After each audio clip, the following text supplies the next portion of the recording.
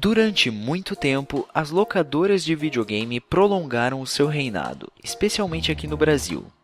Com os preços não muito acessíveis e outras dificuldades, a saída de muitos era alugar os seus games para devolver 1 ou 2 dias depois.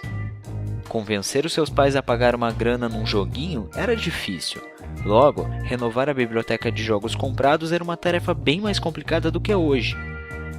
Com o abandono do grande uso de cartuchos e a popularização dos CDs e, mais recentemente, das mídias digitais, os jogos ficaram consideravelmente mais baratos e plataformas como o Steam vieram facilitar a vida de todos os gamers por oferecerem uma saída acessível para a aquisição de jogos com bons preços e ofertas. Sem contar, é claro, que a pirataria ficou muito mais fácil e evidente do que era na época das fitas, que dificultavam muito o processo de cópia.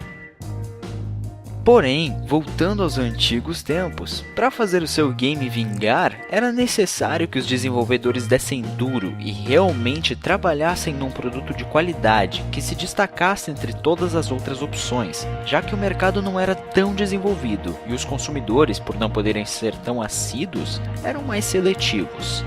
Hoje, essa preocupação é muito menor, e isso escancara um problema gigantesco que a evolução dos games trouxe. O mercado se expandiu e com ele vieram muito mais possibilidades. Com isso, os jogos bem elaborados ficam de lado, dando espaço para a quantidade ao invés da qualidade.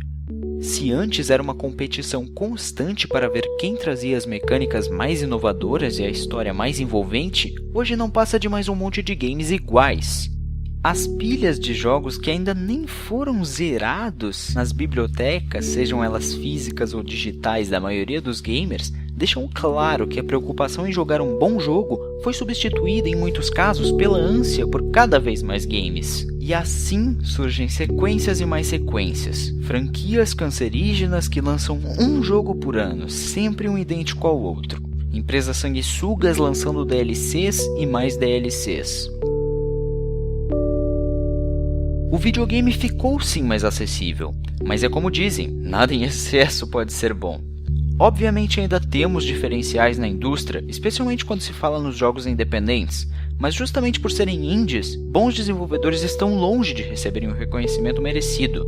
Dentro das grandes desenvolvedoras e publishers, jogos como The Last of Us e The Walking Dead, ainda que esse último fosse indie, destoam no desenrolar de suas histórias, mas são poucos numa imensidão de jogos que seguem sempre a mesmice, a fórmula que dá certo. E isso não é apenas culpa das empresas de videogame não, porque é graças aos gamers que se perpetua essa tradição devastadora. As empresas não saem da zona de conforto porque isso não atrai público, não dá dinheiro. E essa constatação se prova real quando vemos jogos lançados anualmente que são sempre a mesma coisa receberem duras críticas na internet inteira, mas ainda assim continuarem sendo um sucesso de venda e ofuscarem vários outros games com ideias e execuções muito melhores, justamente por causa da lucratividade de não sair da zona de conforto, de não pensar fora da caixa.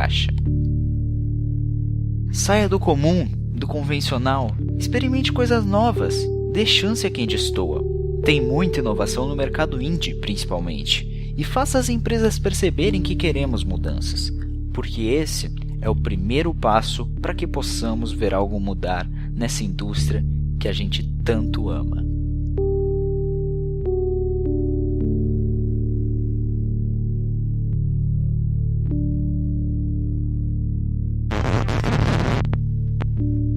Dentro das grandes desenvolvedoras e publishers, e assim surgem com o abandono do grande uso de cartucho, popularização dos CDs e mais recentemente das mídias digitais, como a bosta de digitais.